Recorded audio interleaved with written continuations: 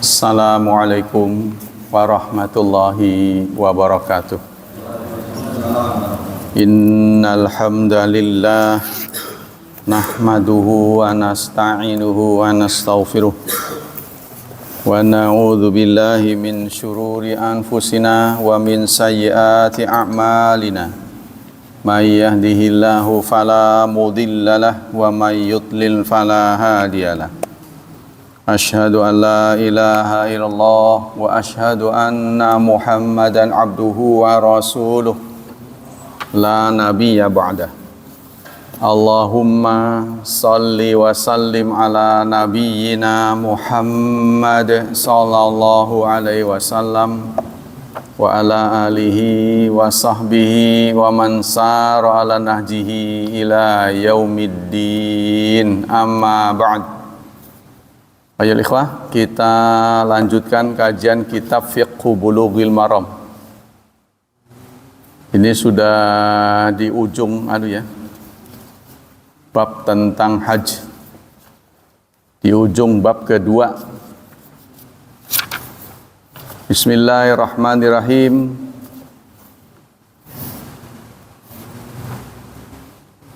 Hadis keberapa ini terakhir?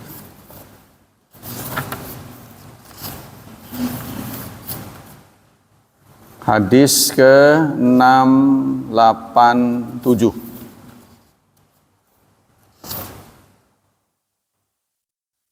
Iya. Takutnya sebelumnya. Oh, ini dia. Hadis ke-684. Bismillahirrahmanirrahim. Wa an Aisyah radhiyallahu anha. Dari Aisyah radhiyallahu anha, anna nabiyya, bahwa Nabi qala laha, berkata kepadanya, tawafuka bil baiti wa bainas safa wal marwati yakfika li hajjiki wa umratiki. Tawafmu di Baitullah dan antara Safa dan Marwah, sa'i ya berarti ya, yakfiki, mencukupimu, li hajjiki wa umratiki, untuk haji dan umrahmu. Jadi tawafmu di Baitullah dan sa'imu antara Safa dan Marwah itu cukup untuk haji dan umrah. Nah, kalau yang di double begini namanya haji kiran. Ya, haji itu ada 3: ifrad, tamattu', dan kiran. Haji ifrad adalah mendahulukan haji, setelah haji selesai dia umrah secara terpisah ya. Jadi haji dulu, setelah selesai dia ambil miqat lagi untuk umrah. Itu namanya ifrad. Ifrad ini sudah jarang juga dilakukan, kecuali butuh keberanian. Antara lain sudah dekat waktu wukufnya. Ya, kalau kita ditakdirkan berangkat sudah akhir-akhir, ya kan, sebentar lagi ada pemberangkatan nih, tanggal 19 apa gitu. Ya, sudah masuk tanggal 19, tanggal 18 itu sudah masuk bulan baru. Nggak tahu pemberangkatan pertama kapan. Biasanya awal Dzulhijjah itu mulai berangkat. Biasanya. Nah, kalau kita sudah dekat wukuf, ya sudah dekat wukuf, nah itu berarti hajinya nggak lama lagi kan. Nah, itu bahkan kesempatan untuk ifrad sangat besar. Karena persoalannya kan yang nggak kuat itu pakai baju ihramnya terlalu lama. Kan haji nggak bisa digeser, ya. Haji nggak bisa digeser, yaitu kegiatan dimulai 8, 9, 10, 11, 12, 13. Praktis lah. Mulai 8, 9, 10. 6 hari. 8 tarwiyah, 9 wukuf, 10 itu adha, 11, 12, 13 tasyrik. Ini nggak bisa digeser. Nah, kalau sudah dekat tanggal-tanggal ini, kita tanggal 10 kita sudah boleh lepas baju ihram kan? Tahallul awal atau tahallul sani kalau kita tawaf tawaf ifadah. Nah itu, kalau kita sudah dekat tanggal 9, ke tanggal 9 dekat, contohnya berangkatnya tanggal 1 Zulhijjah, nah, berarti kan gak lama lagi. Kita pakai baju ihram sekitar 10 hari. Tapi kalau masih jauh, itulah yang menyebabkan orang tamattu, nggak tahannya itu pakai ihram, kan larangannya banyak. Apa kesimpulan dari hadis ini? Warada an Aisyah radhiyallahu anha riwayatun katsirah an ihramiha. Banyak hadis yang menyampaikan tentang riwayat hajinya Aisyah. Wa ikhtalafal ulama fi dzalik. Ulama berselisih pendapat. Wa hadza asrau dalil liman qala kanat qarinatan. Hadis ini adalah hadis yang terang tentang haji kiron, ya, haji secara kiron yang dilakukan oleh Aisyah. Karena Rasulullah mengatakan, tawafmu di Baitullah dan sa'imu antara Safa dan Marwah cukup untuk haji dan umrohmu. Nah, jadi sekali aja, nggak boleh terpisah. Kalau kiron itu, kalau tadi kan tamattu, ya, ifrad mendahulukan haji dulu, udah selesai, kemudian berangkat lagi keluar ke miqat, ambil miqat, nah, kemudian kita umrah, itu namanya ifrad. Tapi kalau terbalik, umrah dulu, ya, contohnya kita diunjal ke Madinah dulu, nah, udah deket wukuf, kita baru ke Madinah, nah, kan kita dulu, ya, umrah dulu. Setelah umrah kita tinggal di Mekah, ya, karena masih lama. Nanti tanggal 8 baru kita sibuk untuk tarwiyah. Nah, itu namanya tamattu. Itu yang kebanyakan dipakai oleh jamaah kita. Tamattu bayar dam, kiron bayar dam, ifrad tidak denda, ya. Berarti karena tidak denda, ifrad berarti normal.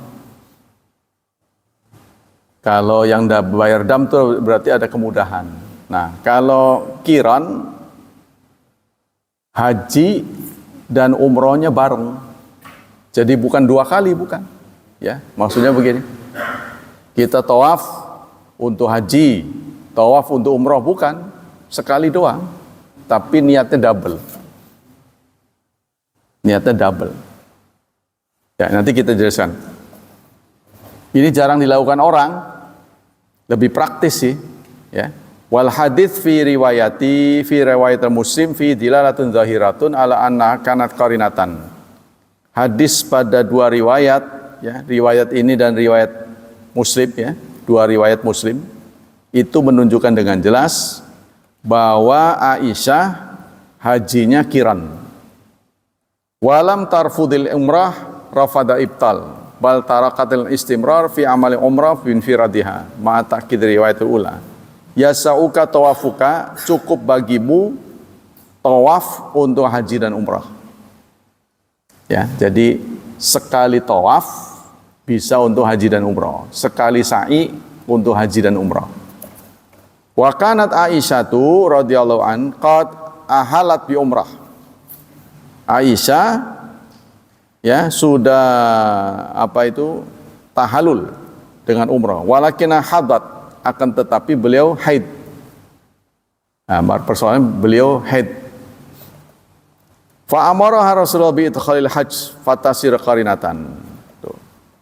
Maka Rasulullah menyuruhnya untuk memasukkan haji sehingga beliau menjadi qarinah, menjadi kiran. Ya, jadi beliau haid gara-garanya. Yang kedua, al hadis dalil ala anal qarid yakfika tawafun wahid. Hadis ini menjadi dalil orang yang berhaji kiran cukup 1 tawaf. wa sa'yun wahid, dan satu sa'i lil haji wal umrah, untuk haji dan umrah. Wa ilaihi dhahaba jama'atu minas sahabat wa syafi'i wa ghairuhu. Dengan hadis ini ya, beberapa jamaah dari sahabat berpendapat, begitu juga Imam Syafi'i. Yang ketiga, al-qiran wal ihram bil haji wal umrah. Yang namanya qiran itu adalah ihram untuk haji dan umrah. Kalau kita kan haji dan umrahnya tersendiri-sendiri, terpisah ya. Mana yang duluan? Kalau haji dulu namanya ifrad. Kalau umrah dulu namanya tamattu. Kalau bersamaan namanya qiran. Qiran itu maknanya bareng. Bi ayyakfika tawafun wahid, tawafnya cukup sekali, sa'inya cukup sekali. Lima rawa Ibnu Umar radhiyallahu anhuma anna Rasulullah qala.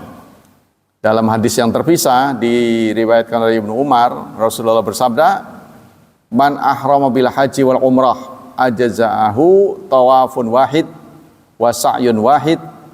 Barang siapa yang haji niatnya barang siapa yang ihram niatnya haji dan umrah, maka cukup sekali tawafnya dan sa'inya sekali.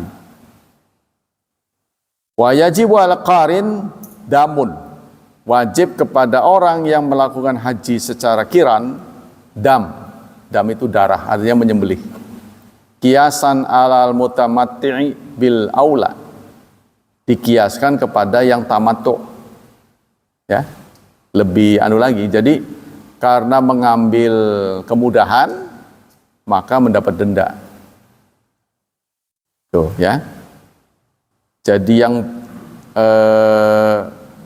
beberapa ulama mengatakan yang terbaik kualitas haji itu apa? Ifrad. Tapi kalau tidak memungkinkan, yang terbaik itu tamattu. Nah, tidak ada yang mengatakan qiran itu terbaik. Ya, tapi kalau tamattu dan ifrad terjadi perbedaan pendapat. Ada yang mengatakan tamattu, ada yang mengatakan ifrad. Persoalannya adalah kalau kita ikut, kita menjadi salah satu yang berangkat, kita terikat oleh jadwal yang dibuat oleh KBIH. Jadi kita nggak boleh semaunya, kecuali kalau kita tahu jalurnya. Maksudnya kita mandiri. Nanti barang siapa yang tawaf kudum langsung sa'i, nanti tawaf ifadahnya nggak perlu sa'i lagi. Begitu nggak? Dulu ingat waktu tawaf kudum sa'i nggak? Enggak. Ya maksudnya kan kita masuk ke Baitullah, tawaf. Langsung sa'i. Nah, udah berarti itu sa'i. Kan yang namanya tawaf kudum nggak ada kaitan dengan sa'i. Tawaf. Kalau sa'i kaitannya dengan umrah atau haji. Nggak ada sa'i tersendiri kan? Kalau tawaf tersendiri ada. Nah ingat, waktu kita tawaf kudum tuh sa'i nggak? Kalau kita setelah tawaf kudum sa'i, nanti saat tawaf wajib nggak perlu sa'i lagi. Iya, nggak perlu sa'i lagi. Tapi kalau kita dulu masuk ke Mekah itu tawaf saja, itu namanya tawaf kudum, tawaf selamat datang. Ya, ingin menyampaikan pesan pada Allah Subhanahu wa Ta'ala, saya baru datang gitu dengan tawaf.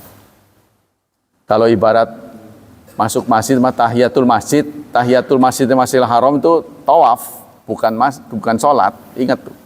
Apakah setelah tawaf kudum sa'i apa enggak? Ya, kalau tawaf wada memang terpisah. Tawaf wada enggak ada kaitan dengan sa'i. Ya?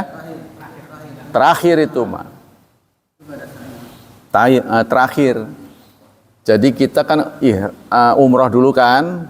Jadi ihramnya di Bir Ali dalam perjalanan Mekah Madinah tuh. Nah, kita pakai baju ihram, terus kita masuk ke Baitullah, tawaf. Tuh. Sa'i. Berarti itu sa'i buat umrah. Iya, buat umrah itu, Pak. Nah, udah setelah itu kita tahallul kan? Lepas sudah. Nanti nunggu haji. Udah deket haji, Nggak perlu keluar ke mikot, nggak perlu. Keluar nggak? Enggak, di hotel. Iya, dari hotel itu, Bang. Karena kita sudah menjadi tinggal di situ. Berarti kita keluar pakai ihram dari maktab, Nah, baru kita wukuf dulu ya. Iya, tarwiyah. Kalau kita punya waktu, tarwiyah. Nah, terus wukuf mabit. Terus tanggal 10-nya ada 4 kegiatan. 1, melempar jamrat 1 saja, 7 kali, 7 timpukan. Tapi 1 tempat, ya kan? Nah, setelah itu kita tawaf ifadah namanya, tawaf rukun itu. Dilanjutkan dengan sa'i. Ya kan? Kalau kiron mah nggak perlu umrah. Nggak perlu umrah, sekali aja.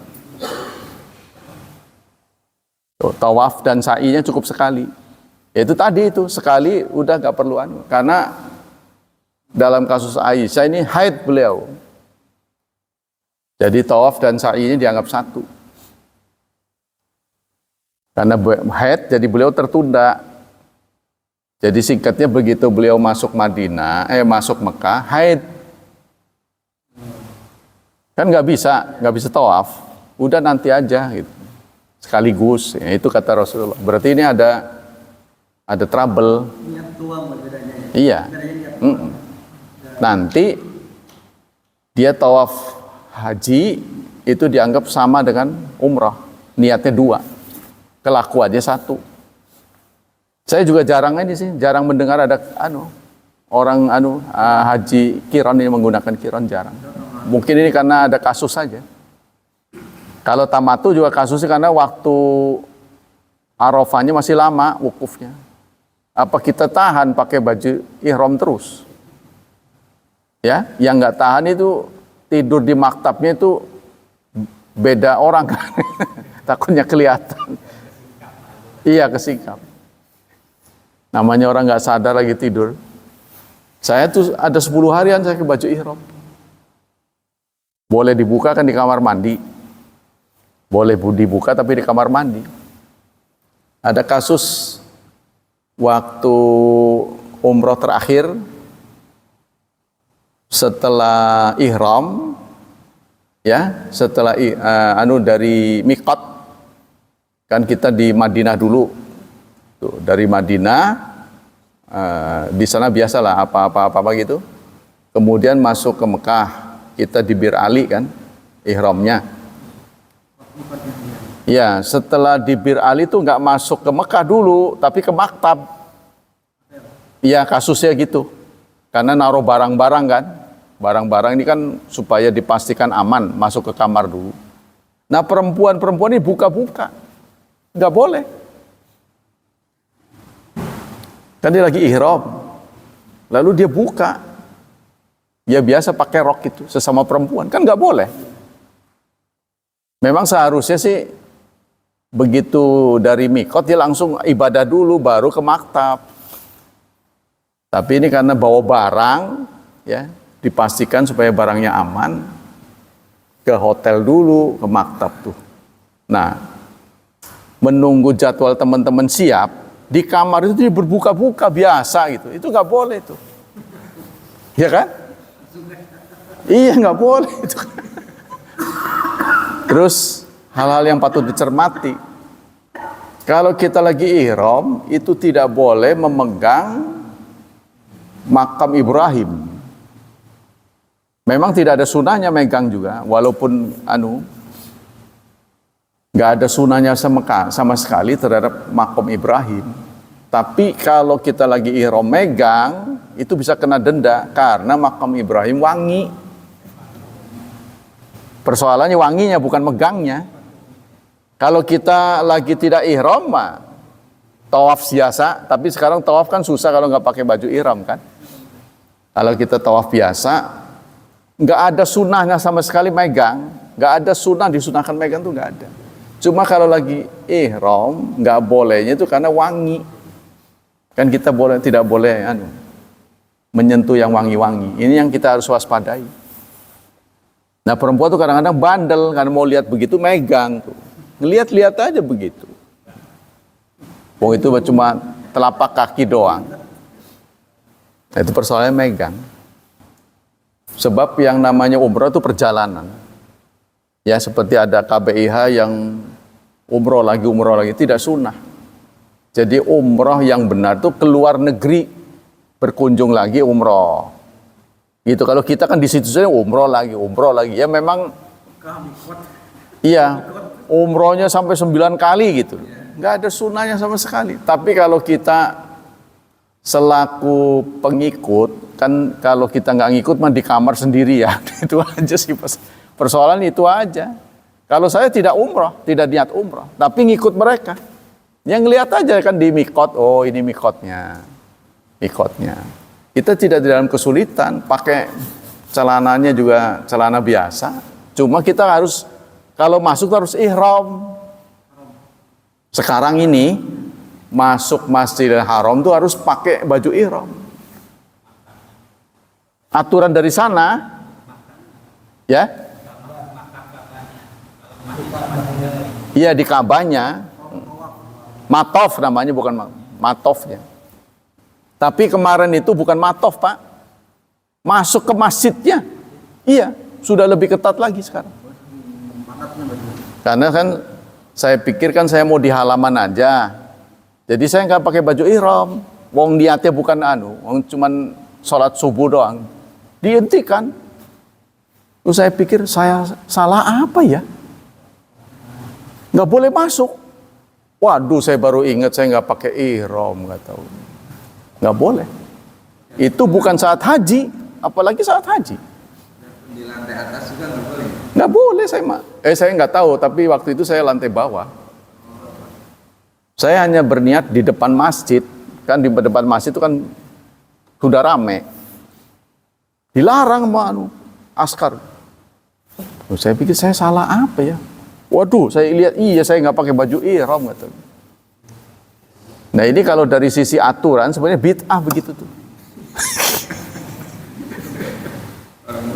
Orang mana ini, kalau dulu kan saya sebelum dilarang, saya pakai celana biasa tawaf. Karena tawaf itu kan ada ibadah tersendiri. Karena tahiyatul masjidnya di Masjidil Haram itu tawaf.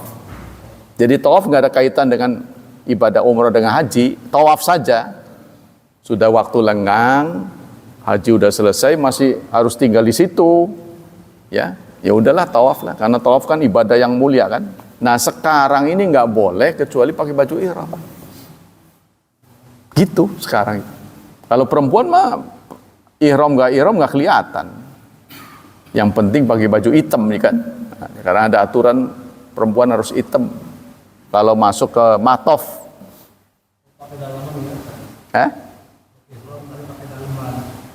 Iya saya pakai dalaman. Kan niatnya bukan ihram, nggak lagi ihram, asal memenuhi syarat dia aja. Kan dia nggak ngeliat-liat kedalaman sih askarnya, kecuali kalau dia ngewiyak itu kan, nggak ngeliat. Nah sekarang ada celana, ada orang yang nanya juga celana yang buat celana buat haji yang tidak berjahit. Nah itu Anda harus pinter-pinter nyarinya, harus pas. Kalau nggak pas, kalau bahasa Jawanya udar terus. Pemper gitu. Kalau udah udar kan repot di tengah banyak orang tuh ngebetulin begini. Persoalannya kita kan mengira dengan diikat itu kita mikirnya kan lagi longgar. Persoalannya ketika tawaf itu senggolan sama orang, gesekan itu persoalannya jadi cepat lepas. Makanya kenapa ya baju ihram itu seperti anduk, karena anduk kan kuat. Ya kan? Kalau Anda tidak yakin ditambah pakai ini ikat pinggang. Ikat pinggang yang tidak berjahit. Kan ada tuh. Nah. Kalau nggak yakin, contohnya nggak yakin kenapa? Anda punya perutnya besar, menggelembung, itu kan cepat membuat Cepat lepas tuh kalau kesenggol-senggol itu.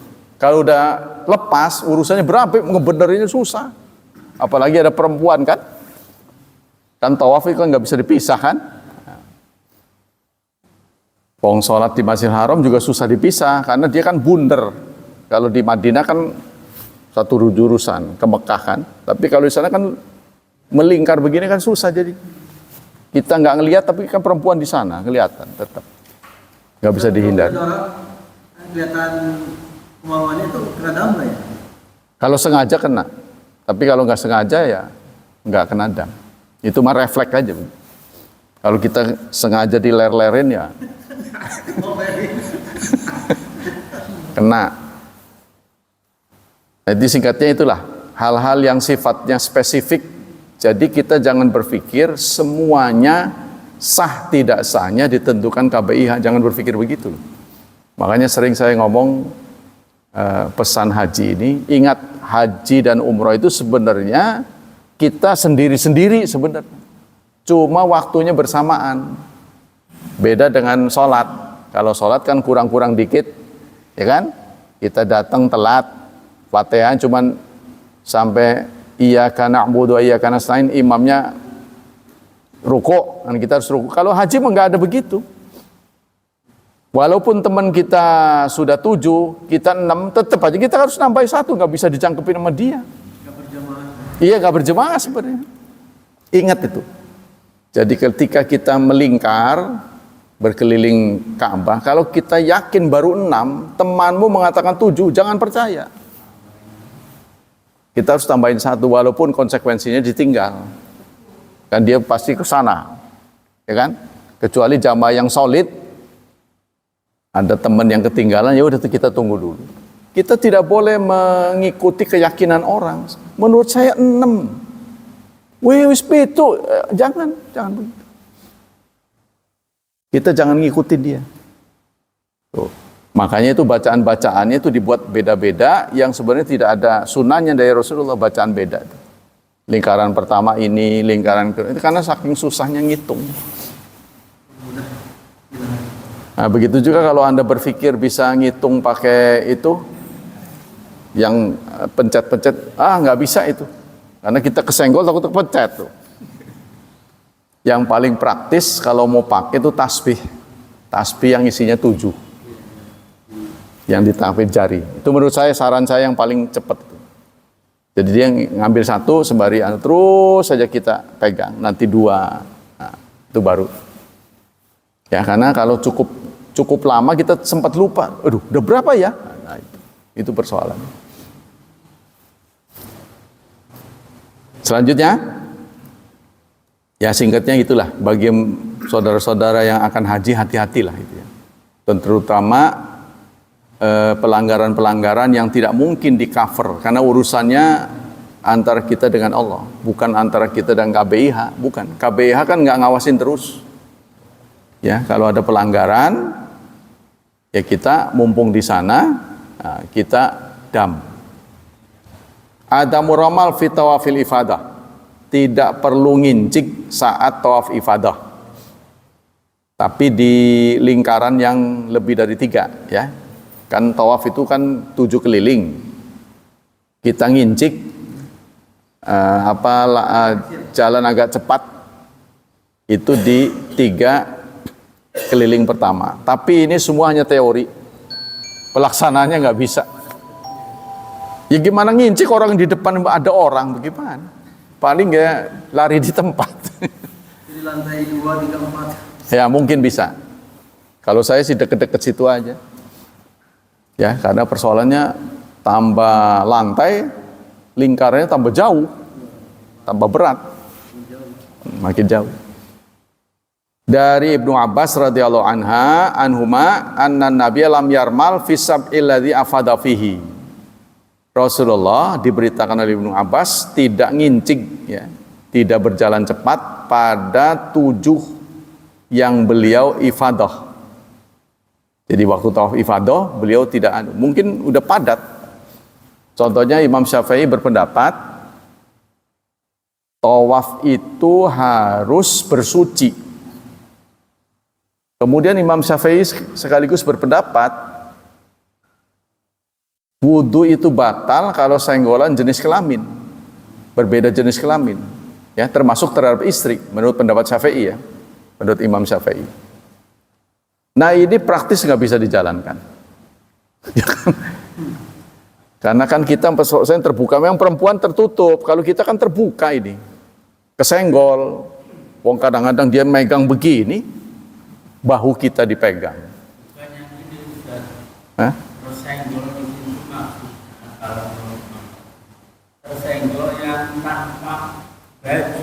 Iya, iya, dan itu susah, karena kadang-kadang kesenggol perempuan yang nggak pakai itu, nggak semuanya ketutup, kan tangan nggak boleh pakai sarung tangan, nggak semua orang berpendapat untuk perempuan pakai sarung tangan. Kalau tawaf, gimana Pak? Perempuannya pakai sarung tangan nggak? Nah itu. Ini loh tangannya ini loh. Nggak pakai sarung kata? Hah? Iya tapi tetap terbuka kan, kulitnya masih ada kan? Nah ini kadang-kadang megang laki-laki. Kita pegangan juga Ustaz.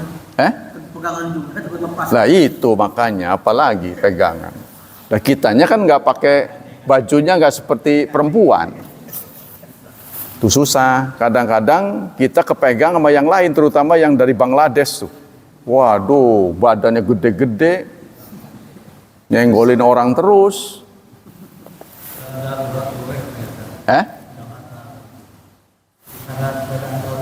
Iya. Iya itu dia bahasanya darurat. Bahasanya Imam Syafi'i tidak mengatakan darurat tidak darurat, batal aja. Nah kalau pendapat yang lain kan dengan istri nggak lagi begitu aja nyenggol nggak batal. Gitu loh maksudnya. Ini kan pendapat-pendapat.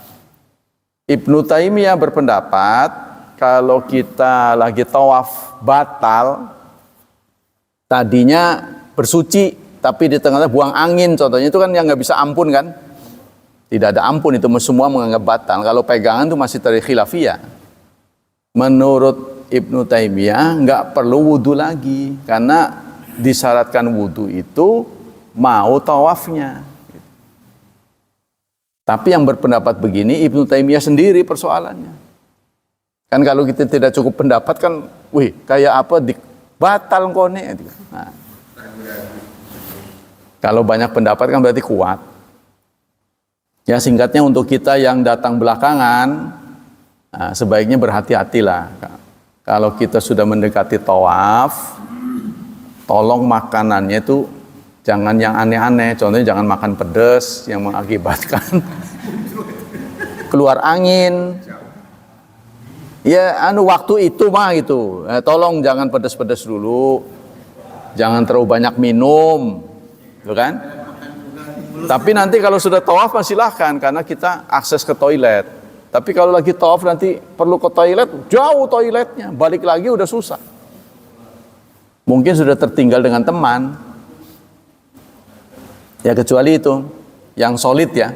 Kalau saya jamaahnya nggak solid, berdewek-dewek baik, jadi udah ketinggalan, udah aja sebodoh. Tuh, ya udah kalau udah begitu kita harus tahu persis pulangnya kemana, maktabnya jangan nyasar. Tuh. Terus alat komunikasi juga penting tuh, HP kan.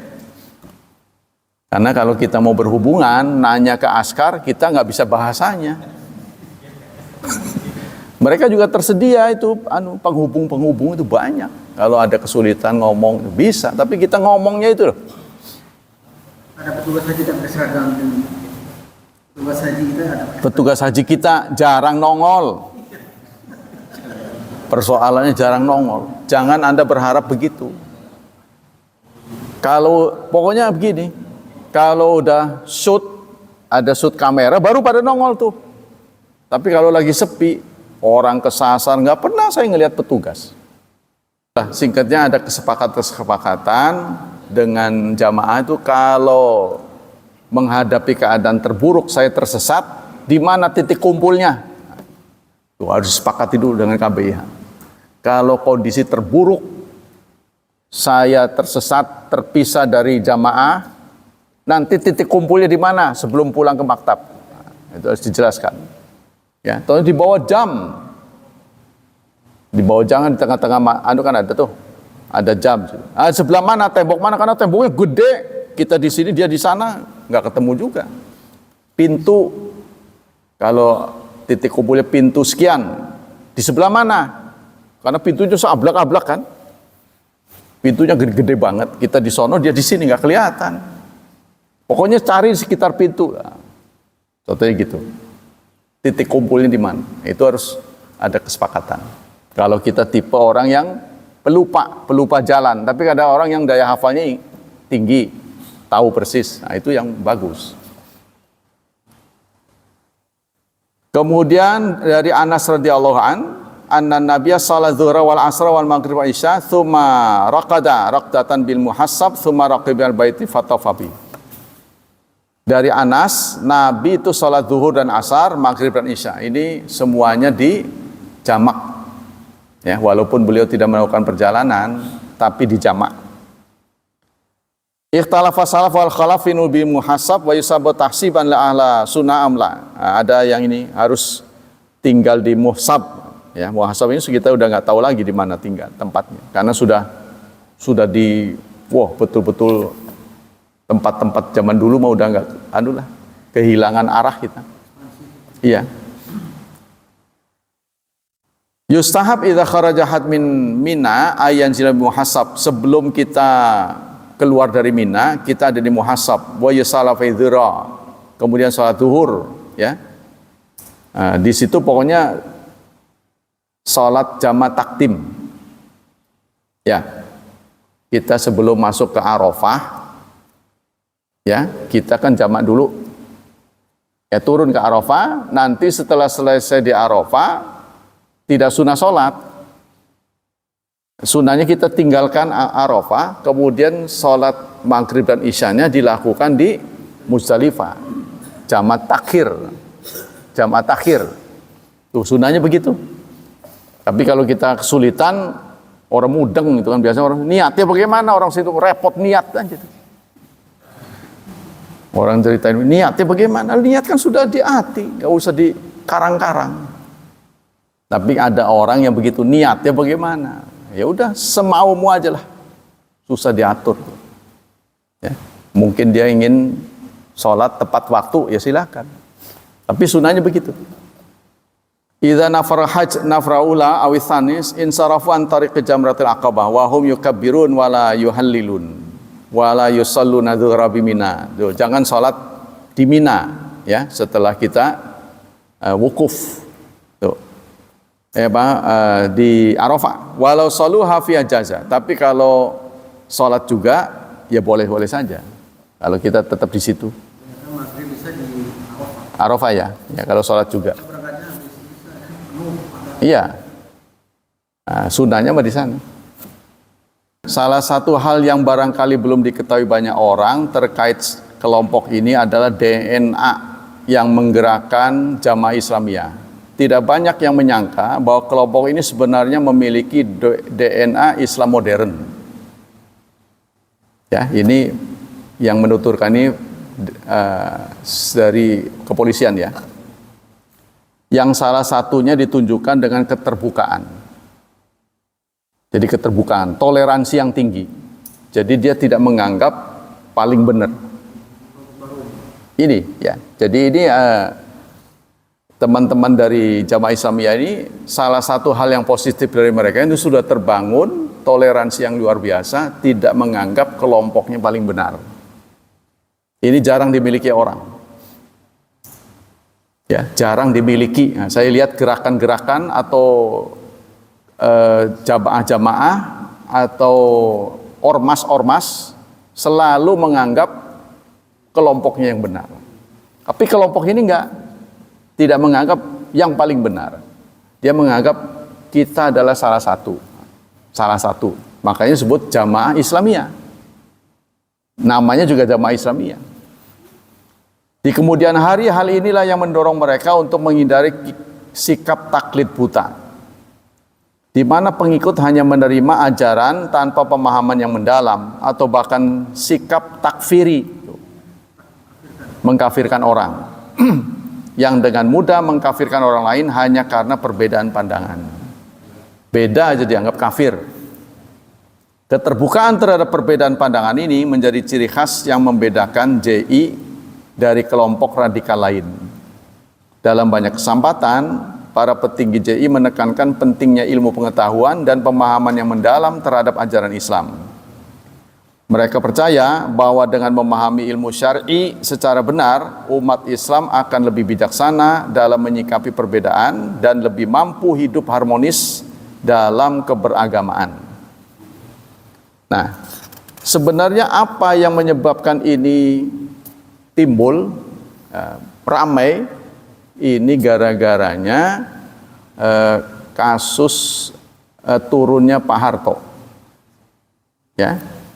Jadi orde baru turun berganti dengan orde reformasi. Disitulah negara dalam keadaan lemah karena kekuasaan Pak Harto cukup lama, ya. Jadi istilahnya ganti kulit lah singkatnya, negara ini ganti kulit dalam keadaan lemah karena kekuatan yang selama ini itu dipegang oleh orde baru, Pak Harto puncaknya. Ya, beliau begitu mengundurkan diri, ini membuat trauma itu, sehingga pihak keamanan lemah. Kemudian terjadi kasus Poso, ya. Jadi di Poso itu keterlibatan kelompok JI dalam sejumlah konflik di Indonesia sesuatu yang di kemudian hari kerap digunakan untuk menyudutkan mereka. Sesepuh JI Siswanto alias Ustadz Abu Mahmuda menjelaskan bahwa di semua keterlibatan JI alasannya hanya satu, yakni untuk membantu mereka datang ke wilayah konflik, terutama konflik yang dilatari sentimen keagamaan untuk membela kaum muslimin yang dipersekusi. Sekarang yang terbaru, berita terbaru, Pak JK banyak diam setelah di kotak-katik keterlibatan dalam suatu kasus. Beliau ngamuk. Nah, ketika ngamuk, ngomongnya macam-macam. Selama ini kan diam. Apa selama ini setelah ada kasus, beliau kemudian diputari oleh wartawan, apa aja direkam gitu. Termasuk bentuk rekamannya menyudutkan orang Nasrani. Tuh. Jadi dalam Islam, di ajaran tertentu, membunuh orang yang bukan Islam, itu jihad, kata dia. Kan? Begitu juga orang Nasrani. Mereka juga membunuh itu yang kemudian dinafikan oleh mereka.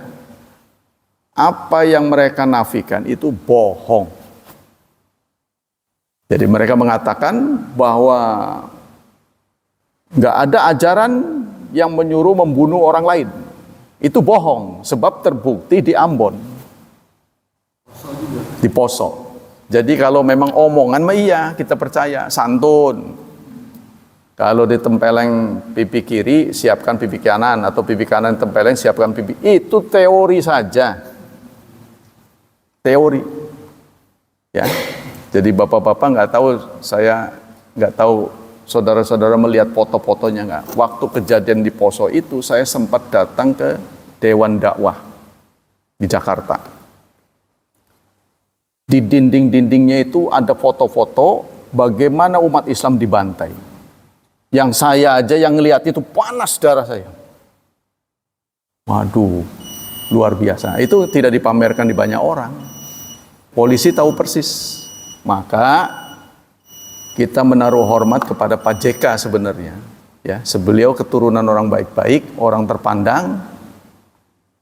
Apapun yang membuat beliau marah itu karena beliau tidak terlibat, dianggap terlibat gitu. Tadinya kan diam-diam aja, ya kan? Begitu diseret-seret dalam satu kasus, padahal beliau tidak melakukan. Beliau itu kan orangnya terang-terangan, kan orang Makassar kan blak-blakan orangnya. Kalau ngomong apa-apanya, tokmol lah bahasanya, nggak ada basa-basi. Terus beliau orang terpandang. Orang terpandang bukan tiba-tiba udah berapa keturunan. Namanya keluarga Kala. Ya orang ningrat gitu. Ya di sananya sudah panjang, bukan beliau saja, udah keturunan demi keturunan. Jadi wajar kalau beliau nama baiknya tercoreng itu marah besar. Tapi persoalannya dia ngomong kemana-mana. Mungkin saking keselnya ngomong macam-macam. Nah itu yang kemudian diseret sekarang. Nah kita kembali ke sini. Yang saya ingin tandaskan adalah bahwa cerita orang Nasrani yang menuntut beliau karena tidak sesuai dengan ajaran, kata orang Nasrani, bahwa kami tidak mengajarkan membunuh, itu bohong besar. Sebab itu pernah terjadi di Poso. Salah satu orang yang ikut menjadi juru damai kayaknya kalah juga ya. Iya kan? Karena itu beliau tahu persis gitu loh. Iya, di Aceh juga beliau kan? Karena itu beliau tahu persis. Ya, ya Halmahera ini termasuk. Saat itu kondisi negara sedang tidak stabil, baik politik maupun ekonomi. Anda tahu uraian ini, omongan ini dari kepala Densus ya, ini tulisan ini. Jadi bukan sembarang orang. Dan fakta pihak-pihak keamanan tergalang yang Nasrani berpihak ke sana, RMS tuh. Nasrani itu RMS, Republik Maluku Selatan. Ini dicatat sama polisi. Jadi bukan mereka nggak tahu, cuma kan polisi tidak boleh memihak kan, karena kita aparat kan, alat negara. Tapi orang polisi cuma tahu, makanya saya menyarankan dengan wawasan seperti ini, kita itu harus nyebar. Jangan benci polisi, justru di antara keturunan kita harus jadi polisi. Jangan diisi oleh mereka. Kalau kita benci kan lama-lama nggak mau. Kita benci sama tentara, kita nggak mau jadi tentara. Itu bahaya justru. Ini dimanfaatkan oleh mereka. Jadi sebenarnya kalau mau dipikir-pikir, ada ajaran mentogutkan aparat-aparat, itu jangan-jangan dari mereka. Kita diajarin, kalau aparat togut, Pancasila harus ditentang, itu jangan-jangan dari mereka. Sebab dengan kita menentang Pancasila, itu sudah cukup syarat untuk menjebloskan penjara. Dengan hanya menentang Pancasila saja, nggak usah macam-macam lah pokoknya. Hanya itu saja. Itu cukup syarat untuk menjebloskan seseorang ke penjara. Ini sepertinya ajaran mereka yang ditiup-tiupkan. Karena kalau kita lihat pengarang Pancasila, itu 9 orang, 8 itu Muslim. 1. Konsep NKRI itu yang mengucapkan itu adalah Muhammad Natsir. Muhammad Natsir ini Muslim, tokoh yang sangat disegani, yang berasal dari kerajaan-kerajaan. Jadi teori-teori yang memecah belah itu bukan dari kita. Kita tidak boleh ikut-ikutan. Dan kita juga ikut-ikutan, masjid dengan masjid terpisah, itu kan, kecil-kecilan. Kita nggak boleh begitu. Kita harus merangkul semua. Ya, iya itu sedikit-sedikit ajaran mereka juga itu disembur-semburkan sama mereka. Konflik sektarian di Kepulauan Maluku, khususnya di Pulau Ambon dan Pulau Halmahera, merupakan salah satu periode paling dramatis dan tragis dalam sejarah Indonesia. Ini dicatat oleh polisi ya. Konflik ini meletus pada awal era reformasi. Jadi kita harus baca sejarah, saudara. Jadi sejarah itu penting supaya kita bisa mengambil keputusan yang benar. Tepatnya pada tahun 1999, ya, ketika Indonesia masih dalam keadaan transisi politik setelah jatuhnya rezim Soeharto. Lagi lemah tuh. Ya, lagi labil. Ketidakstabilan politik dan ekonomi yang melanda Indonesia, termasuk devaluasi tajam rupiah. Anda ingat, rupiah melambung menjadi 17.000 1 dolar Amerika. Ya, dari 2.500 terus naik sampai 17.000. Dalam kondisi seperti itu, saya betul-betul ingat, mau beli mie instan saja dipatok satu kepala hanya boleh 5 bungkus. Kalau sekarang Anda beli 5 dus saja bisa. Kondisi begini kan? Tapi waktu itu satu kepala hanya boleh 5 bungkus. Mie instan, bukan beras. Mie instan, beli di mall itu yang dibatas 5. Maka saya ngutus anak-anak saya. Kan kalau terjadi apa-apa kan makanan yang paling praktik kan mie instan sebenarnya, ya kan? Kalau Anda beli nasi kan perlu sayurnya, kalau itu kan bisa langsung dimakan. Iya, paling praktis sebenarnya. Nah itu, makanya tuh paling digemari orang. Jadi krisis ekonomi tersebut memperburuk ketegangan sosial yang telah ada di Maluku. Rencana pemekaran Provinsi Maluku menjadi Maluku dan Maluku Utara yang semula dimaksudkan untuk memperbaiki tata kelola pemerintahan justru menambah ketegangan politik. Pemekaran ini menimbulkan kekhawatiran dan ketidakpuasan di kalangan masyarakat yang merasa bahwa pembagian wilayah akan memperburuk ketidakadilan ekonomi dan sosial yang sudah ada. Ketidakpastian politik yang berlarut-larut ditambah dengan ketidakadilan ekonomi yang dirasakan oleh banyak pihak memperdalam perpecahan antara kelompok-kelompok agama di wilayah tersebut. Perseteruan antara umat Kristen dan Islam yang telah lama terpendam mulai memanas pada Januari 1999.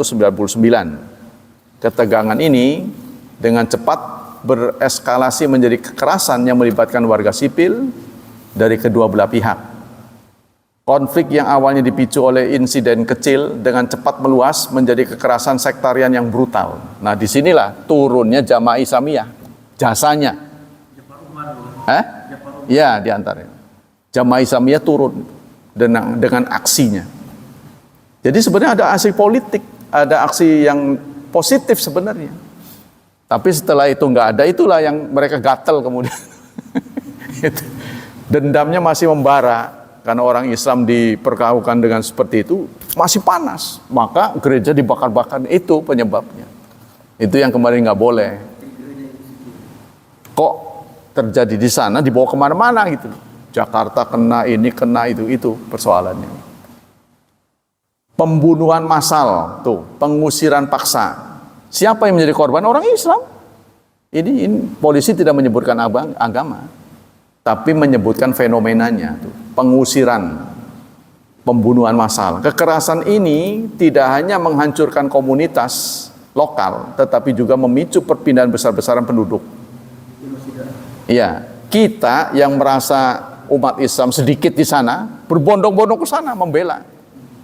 Itu persoalannya. Jihad di waktu itu. Ya, jadi jangan dilihat dari sebelah mata. Dengan ribuan orang terpaksa mengungsi dari rumah mereka. Dua kelompok milisi utama yang terlibat dalam konflik ini adalah milisi agama dari masing-masing pihak. Dari pihak Islam muncul kelompok Laskar Jihad, sebuah milisi Islam garis keras yang berasal dari luar Maluku. Laskar Jihad datang ke Maluku dengan tujuan yang dinyatakan untuk melindungi umat Islam di wilayah tersebut dari serangan kelompok-kelompok Kristen. Ya. Namun keberadaan mereka justru memperburuk konflik yang sudah ada dengan keterlibatan mereka dalam aksi-aksi kekerasan yang semakin memperdalam luka sosial di Maluku. Di sisi lain, dari pihak Kristen terdapat kelompok-kelompok perlawanan yang terbentuk secara spontan, termasuk Brigade Manguni.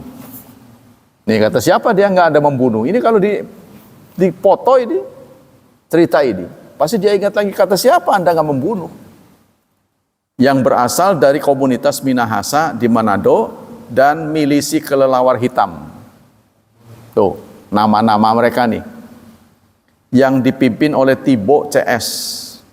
Tuh. Meskipun tidak seorganisasi Laskar Jihad, Brigade Manguni memainkan peranan penting dalam membela komunitas Kristen di Maluku.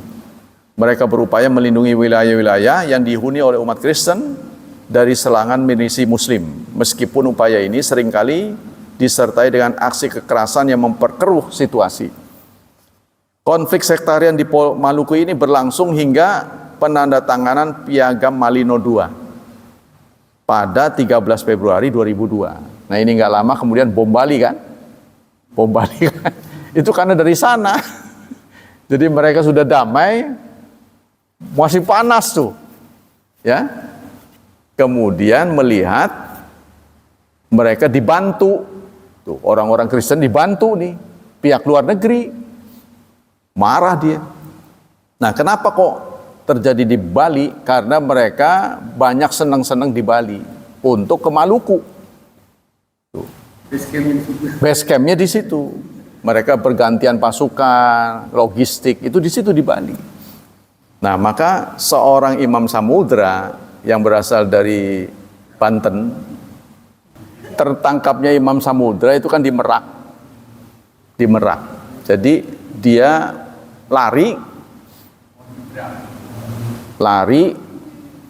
disewain rumah kontrakan tuh, oleh temennya juga di Serdang. Nah, Imam Samudra dia memimpin gerakan. Salah satu kecerobohan dia adalah dia ganti handphone, ganti kartu, tapi nggak ganti handphone. Dia ganti kartu, SIM-nya diganti, tapi handphonenya nggak diganti. Inilah yang mudah dilacak. Kan ada apa itu? Iya, IMEI-nya dilacak oleh polisi. Tuh. Jadi ketahuanlah beliau naik mobil Sinar Jaya. Naik mobil Sinar Jaya mau nyebrang ke Lampung, di Merak sana sudah bertebaran aparat, ditangkaplah beliau. Tuh gara-garanya begitu. Jadi ditangkapnya di situ. Karena sudah habis waktunya. Nah, semuanya jadi ini sejarah, maksud saya ini dari sisi menjadi pengalaman buat apapun di kemudian hari bisa terjadi terulang lagi. Jadi omongan mereka bahwa mereka itu baik itu bohong belaka. Sudah pernah terjadi. Maka saya kenapa sering dalam ceramah saya sampaikan kita harus berbaris di segala elemen. Polisi kita isi, jenderal kita isi, angkatan darat, angkatan laut, karena kita tidak mau mereka begitu. Ya, jangan sampai opung ini terlalu banyak. Satu aja bikin geger. Karena beliau kan letjen itu, letnan jenderal. Jadi kita harus isi. Jenderal-jenderal itu harus banyak kita. Polisi-polisi juga begitu. Menjadi orang-orang yang soleh, itu persoalannya. Jenderal yang soleh, polisi yang soleh. Ya, semoga Allah Subhanahu wa taala melipat gandakan pahala kita. Semoga Allah tetap menjaga dan melindungi kita dari wabah dan fitnah, dari syubhat dan syahwat. Dan semoga anak-anak kita dimudahkan hidupnya, diberkahi serta ditakdirkan Allah menjadi hambanya yang saleh dan solihat. Subhanakallah wa bihamdika asyhadu alla ilaha illa anta astaghfiruka wa atubu ilaik. Wassalamualaikum warahmatullahi wabarakatuh.